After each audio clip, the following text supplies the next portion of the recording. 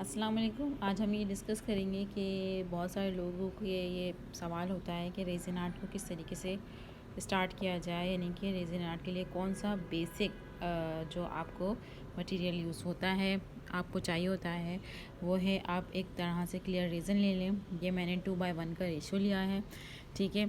इसके बाद यहाँ पर मेरे पास मौजूद है मीका पाउडर्स, ठीक है, और कुछ मेरे पास अल्कोहलिक इंक्स भी मौजूद है जो कि अल्कोहलिक पिगमेंट्स हैं, ठीक है। आप ये ले सकते हैं। और इसके लिए बेसिक में थोड़े से आपके पास ये इस तरह से गोल्डन और जो सिल्वर है वो आपके पास ये होने चाहिए। ये कीचेन्स बनाने में बहुत ही खूबसूरत अच्छे लगते हैं।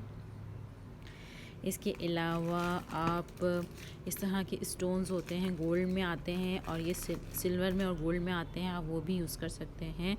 ये आपके जो बड़े बड़े मोल्ड्स होते हैं, यानी कि जो बड़ी बड़ी प्लेट्स होते हैं, उसमें बड़े अच्छे और यानी कि अच्छे लगते हैं यूज़ के लिए।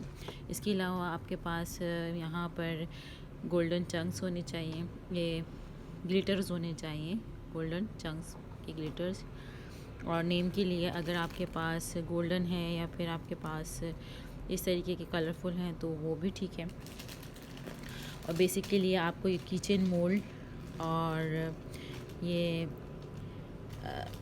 जो बुक मार्क है वो हैं। जितने तरीके के आपको जो ना किचन्स बनानी है उस तरीके के आप ये देखिए, ये बटरफ्लाई किचन का मोल्ड है, ये एक उसका स्टार और मून का मोल्ड है। तो जिस तरीके के आपको मोल्ड्स की ज़रूरत है आप वो मोल्ड्स ले सकते हैं इसके लिए। इसके अलावा बेसिक जो नीड होती है वो आपको इस तरह की गन की ज़रूरत होती है, इलेक्ट्रिक वो हीटर गन।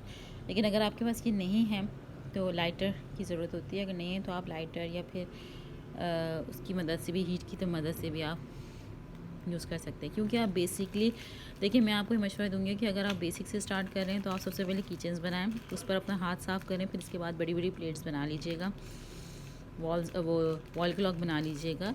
क्योंकि सबसे पहले छोटी छोटी चीज़ों पर अपनी जो हाथ है ना वो आप साफ़ करें, इसके बाद आप शुरू करें। ये हमारे पास कुछ किचन्स की चीज़ें पड़ी हुई हैं, जैसे मटीरियल्स जो किचन का होता है वो पड़ा हुआ है, तो आप ये यूज़ कीजिए। ये मैं आपको सिर्फ बेसिक का बता रही हूँ। इसके अलावा ये आपके पास इस तरह के ग्लास जो होते हैं, सॉरी, वो ज़रूरी है। फ्लावर्स आप यूज़ कर सकते हैं।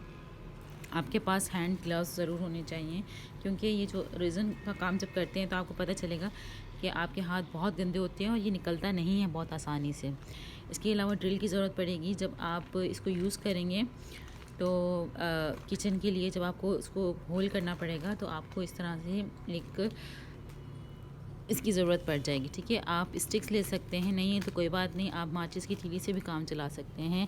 इसके अलावा जो बेसिक नीड होता है वो होता है ये इस तरह के कि आइसक्रीम स्टिक्स, वो हर चीज़ को यानी कि रेज़न को मिक्स करने में बहुत ही अच्छी रहती है।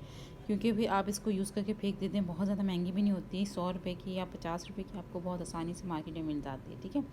और इसके अलावा अगर आप जो है स्पून लेना चाहें तो स्पून भी आपके पास हो डिस्पोजेबल तो बेहतर रहता है, ठीक है। तो ये तमाम वो आइटम है जो कि आपको बेसिकली ज़रूरत पड़ता है एक बेसिक किचन बनाने के लिए।